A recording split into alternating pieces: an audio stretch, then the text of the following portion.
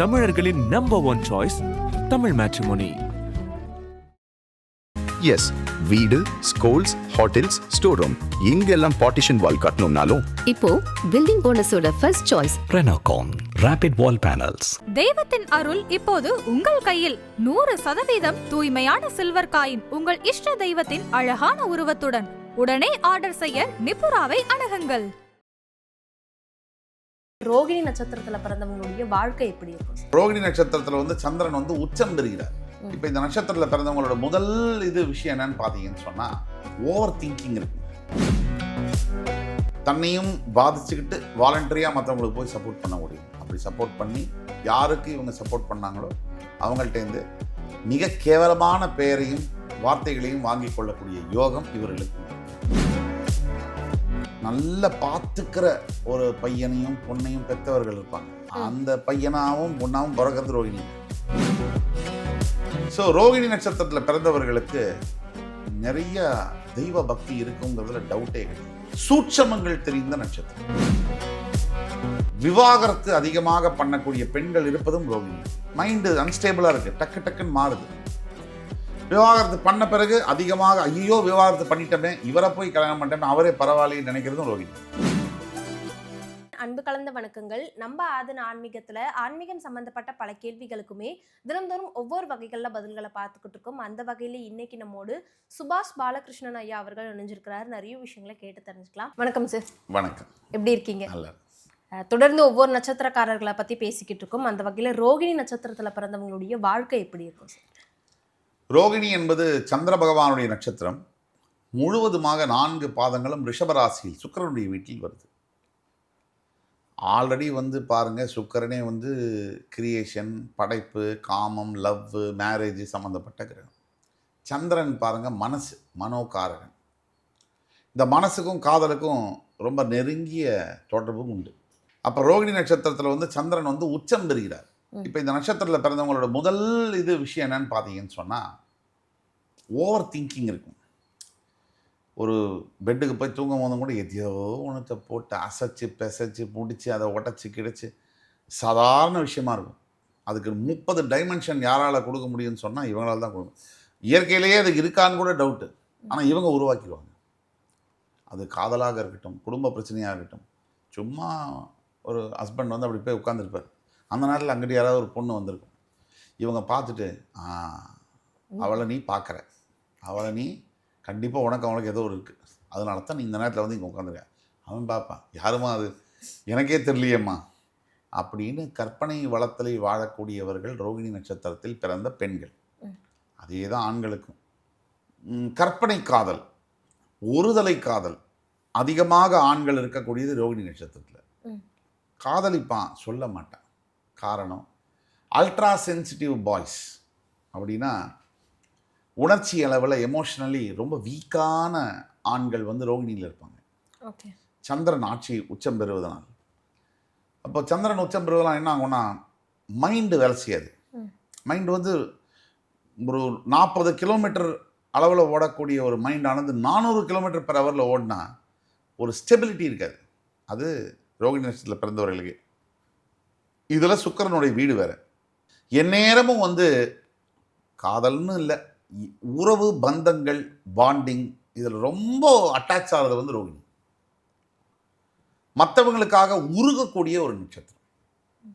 மற்றவங்களுக்கு ஒன்றுன்னா இப்போ நீங்கள் நான்லாம் சைக்கிளில் போய் உதவி பண்ணுறோன்னா அவங்க 2 வீலர் 4 வீலர் ஃப்ளைட்டில் போய் உதவி பண்ணுவாங்க. தன்னையும் பாதிச்சுக்கிட்டு வாலண்டரியாக மற்றவங்களுக்கு போய் சப்போர்ட் பண்ண முடியும். அப்படி சப்போர்ட் பண்ணி யாருக்கு இவங்க சப்போர்ட் பண்ணாங்களோ அவங்கள்ட்டேருந்து மிக கேவலமான பெயரையும் வார்த்தைகளையும் வாங்கி கொள்ளக்கூடிய யோகம் இவர்களுக்கு உண்டு. இது பொதிமாடு ரிஷபத்துடைய சிம்பிள். அது மாதிரி வீட்டு பாரங்களை எல்லாம் சுமக்கக்கூடிய ஒரு நட்சத்திரம். அதே மாதிரி ட்ரெஸ் பண்ணும்போதும் சரி, சும்மா 45 க்ரீமு பெயிண்ட்டு முல்லை போட்டு அடித்து பட்டை அடித்து எல்லாம் டிங்கரிங் பெயிண்டிங் எல்லாம் பண்ணி தான் வெளியே வருவாங்க. லேஸில் இதுவாக மாட்டாங்க. அப்போ அந்த மாதிரிலாம் பண்ணி வெளியே எல்லாம் பண்ணிவிட்டு யாராவது ஒருத்தர் ஏண்டி அந்த கண்ணுக்கிட்ட அந்த அந்த அந்த கண் ஐப்ரோவில் ஏதோ சின்னதாக இல்லை, ஐயோ ஐப்ரோ சரியில்லையா அப்படின்னு நினைக்கக்கூடியது ரோகிணி நட்சத்திரம். ஃபேண்டசி வேர்ல்டு, இந்த சிண்ட்ரலா வேர்ல்டுன்னு சொல்லுவாங்க, அதில் வாழக்கூடியது ரோகிணி நட்சத்திரம், டெட்டி பியர்ஸோட. ஓகே. இதெல்லாம் ரோகிணியுடைய இயல்புகள். நல்ல கவுச்சான ஒரு சைல்டுஹுட், அதாவது பெற்றவங்க வந்து சொம்ம சொச்சோ ஊட்டிக்கோமா கண்ணா அப்படின்னு நல்லா பார்த்துக்கிற ஒரு பையனையும் பொண்ணையும் பெற்றவர்கள் இருப்பாங்க. அந்த பையனாகவும் பொண்ணாகவும் பிறக்கிறது ரோகிணியில். எல்லாமே கவனிப்பு, அத்தனை பேரோட அரவணைப்பு. ஐயோ எங்கள் வீட்டில் இந்த அம்மா உட்காரமா, வெல்வெட்டில் தான் உட்காரணும், நீ கீழே காலையில் வச்சிட போகிறேன், அப்பா கீழே காலை வைக்கிறேன், கை வைக்கிறேன், அது மேலே வை அப்படின்னா ரோகிணி. ஓகே. இதெல்லாம் பண்ணிவிட்டு கடைசியில் ஒரு 19 வயசு 20 வயசு ஆனோடனே அப்பா அம்மா உரமா இருமா, நம்ம ஆள் இருக்காருங்க அப்படின்னு சொல்கிறதும் ரோகிணி தான். அப்பா அம்மாவை ஓரம் தள்ளுறது, காதலையோ மதிப்பு கொடுக்குறது. நம்ம யங்ஸ்டர்ஸுக்கு தெரியாத ஒரு விஷயம், இந்த வாழ்க்கையை வந்து ஒரு சைக்கிள் வீல் மாதிரி. என்ன நினச்சிட்டு இருக்காங்க எல்லாருமே, நமக்கெல்லாம் மரணமே கிடையாது, வயசும் ஆகாது, நமக்கு தோலும் சுருங்காது, அப்படி தான் நினச்சிட்டு இருக்காங்க. ஆனால் இந்த சைக்கிள் பாருங்கள், வீல் ரிம் அப்படியே மேலே போய் திருப்பி கீழே வரும். வரும்போது ஒரு குழந்தைய பெற்று அதே ஆஸ்பத்திரிக்கு அது 2 மாதத்தில் அழுவும், வயிற்று வலியில் அழுது, அதுலையான நைட்டு பூரா தூங்காமல் அந்த ஆள் வேலைக்கு போயிட்டு வந்துருவார், சோறு தண்ணி இல்லாமல் அந்த குழந்தைய தூக்கிட்டு போயிட்டு ஒன்று கள்ளி அதை மலை மல்லி அதை ஆஸ்பத்திரிக்கு கூப்பிட்டு போய் வெயிட் பண்ணி கூட்டத்தில் எம்பிள்ளைன்னு சொல்லி ட்ரெஸ்ஸு ஸ்கூலுக்கு விதவிதமாக பார்த்து கீத்து பண்ணி தலைவாரி கொண்டு வருஷக்கணக்காக, அதெல்லாம் ஒரு நாள் 2 நாள் இல்லை, வருஷக்கணக்காக. ஒரு லவ்வர் வரான், இல்லை ஒரு பெண் வரா, ஒரு ப்ரோஜா கொடுத்தானே ஓடிடுறான்.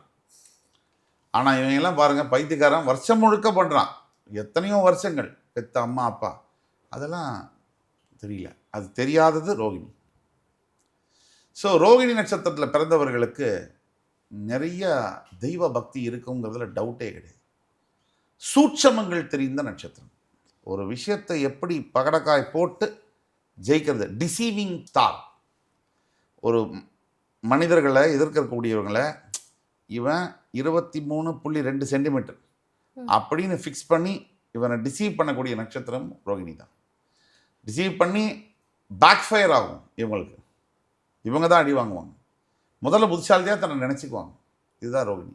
இப்படி வாழ்க்கையில் பல பிரச்சனைகளை வந்து சரியாக கணக்கிடாமல் தவறாக கணக்கிட்டு விவாகரத்து அதிகமாக பண்ணக்கூடிய பெண்கள் இருப்பதும் ரோகிணியில். மைண்டு அன்ஸ்டேபிளாக இருக்குது, டக்கு டக்குன்னு மாறுது. விவாகரத்து பண்ண பிறகு அதிகமாக ஐயோ விவாகரத்து பண்ணிட்டோமே, இவரை போய் கல்யாணம் பண்ணிட்டோமே, அவரே பரவாயில்லைன்னு நினைக்கிறதும் ரோகிணி தான். எதுவுமே இந்த உலகத்தில் நிலை இல்லாதது. இது சந்திரனுக்கு ஏனோ புரிவதில்லை. சந்திரன் வந்து கிட்டத்தட்ட 2.5 நாளில் ஒரு ராசிலேருந்து அடுத்த ராசிக்கு போயிடுவார். நட்சத்திரம் 9 பாதங்களை கடந்து ஃபாஸ்ட் மூவிங் பிளானட். இவங்களும் அப்படி தான், ட்ராவல் பிடிக்கும், க்ளீனாக இருக்கிறது பிடிக்கும். ரோகிணி நட்சத்திரம் பிறந்தவங்களுக்குலாம் க்ளீன்லினஸ் ரொம்ப பிடிக்கும். வீடே மியூசியமாக இருக்கணும் உள்ளே வந்தாச்சுன்னா. இதில் விதிவிலக்குகள் இருப்பாங்க, அவங்க விதியாக மாட்டாங்க. ஆனால் மொத்தத்தில் பெரும்பாலும் இதெல்லாம் ரோகிணி நட்சத்திரத்தில் பிறந்தவர்களுக்கு சாதனை படைப்பது, வேலை, நல்ல ஸ்திரமான வேலை, நல்ல பணம், இதெல்லாம் வந்துடும். மனசுன்னு ஒன்று இருக்குது. வாழ்க்கையை எதோட ஒப்பிடுவோம் நம்மன்னா, ரோகிணியோட தான் ஒப்பிடுவோம். நல்ல வேலை செய்கிறேன், நல்லா சம்பாதிக்கிறேன், பார்க்க நல்லா இருக்கேன், எல்லாம் ஓகே. தூங்க போகும்போது நிம்மதியாக இருக்கியா? அப்படி தூங்க போகும்போது நீ நிம்மதியாக இல்லைன்னா, நீ காலையிலேருந்து நைட்டு வரைக்கும் என்ன பண்ணியோ 0. இப்படிதான் லைஃப் கால்குலேஷன். நீ மந்திரியாக கூட இரு, மகானா இரு, நீ நைட்டு தூங்க போகும்போது அப்பாடா நல்லா இருந்ததுப்பா அப்படின்னு தூங்க போனியா, நீ வாழ்கிற. அதுக்கு பணம் தேவையில்லை, அறிவு தேவையில்லை, பெரிய படிப்பு தேவையில்லை, பதவி தேவையில்லை, எதுவுமே தேவையில்லை, மனசு தேவை. அப்போது அந்த புரிதல் ரோகிணிக்கு இல்லை, தவிக்குது அப்படியே மனசு. இதுதான் ரோகிணி. இவங்களோட கர்மா நீங்கணும்னா அவங்க என்ன பண்ணணும் சார்? ரோகிணியுடைய கர்மா நீங்குவதற்கு பெரும்பாலும் பௌர்ணமி மற்றும் அமாவாசை நாட்களில் தியானம் மேற்கொள்ள வேண்டும். தியானம்னா பல பேருக்கு ஃபாஸ்ட் மூவிங் லைஃப்பில் அதை பற்றி பிடிக்கவே மாட்டேங்குது. தியானம்ங்கிறது உடனே என்ன பண்ணுறாங்க, நம்மகிட்ட ரொம்ப பெரிய பிரச்சனை வந்துடும், கன்சல்டேஷன் வந்துடுவாங்க. நம்ம தியானம் பண்ண சொன்னேன் இன்னைக்கு வந்து ஓம் தியானம் பண்ணுவாங்க. காலைல இருந்த சாமி நான் தியானம் பண்ண ஒன்றுத்தையும் காணும்.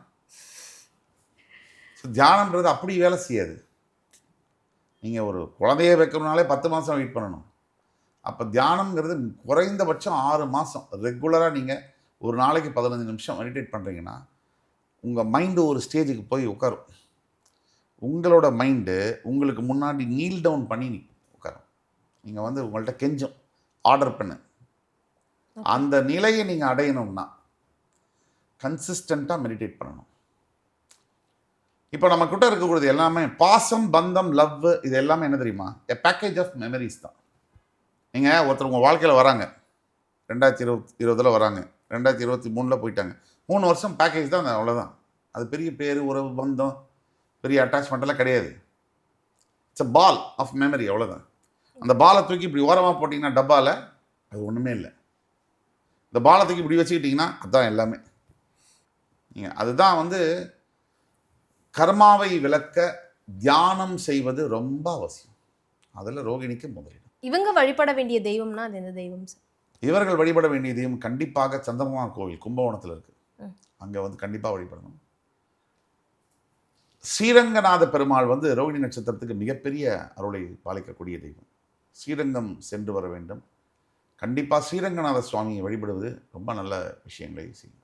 இவங்களுக்கான அதிர்ஷ்ட மரம்னா எந்த மரம் சார்? இவங்களுக்கான அதிர்ஷ்ட மரம் என்பது கண்டிப்பாக வேப்பிலை மரம். இந்த சந்திரனுடைய இதில் பார்த்தீங்கன்னா ஆக்சிஜனையும் கார்பன் டை ஆக்சைடையும் எமிட் பண்ணக்கூடியது. சந்திரன் பார்த்தீங்கன்னா 13 நாள் வந்து வளர்பிறையில் இருப்பார், 13 நாள் வந்து தேய்பிறையில் இருப்பார். நீங்கள் வேப்பிலை மரம் பார்த்தீங்கன்னா காலையில் வந்து ஆக்சிஜனையும் நைட்டு வந்து கார்பன் டை ஆக்சைடையும் வெளியே வரணும். ஸோ இந்த மரம் தான் இவங்களுக்கான மரம். அந்த தத்துவம் இவங்களுக்கான பொருந்தக்கூடியது. இந்த சந்திரனார் சம்பந்தப்பட்ட விஷயங்கள், பிரச்சனைகள் இருக்கக்கூடிய இந்த ரோகிணி நட்சத்திரத்தில் பிறந்தவர்களுக்கு கண்டிப்பாக வேப்பிலை மரம் வாழ்க்கையை மாற்றி அமைக்கும். தினமும் பார்க்க வேண்டிய படம்னா என்ன படம் சார்? சந்திரனார் நட்சத்திரத்தில் பிறந்த அந்த ரோகிணி நட்சத்திர அதிபர்களுக்கு பார்க்க வேண்டிய படம் கண்டிப்பாக சயனத்தில் இருக்கக்கூடிய பெருமாள். நான் இப்போ சொன்னேன் ஸ்ரீரங்கநாத சுவாமி. சயனத்தில் இருக்கக்கூடிய எந்த பெருமாளும் இவர்கள் வணங்க அதீத சக்தி பெறுவார். கண்டிப்பாக சார். நிறைய பயனுள்ள தகவல்களை சொல்லியிருந்தீங்க. மிக்க நன்றி சார். நன்றி.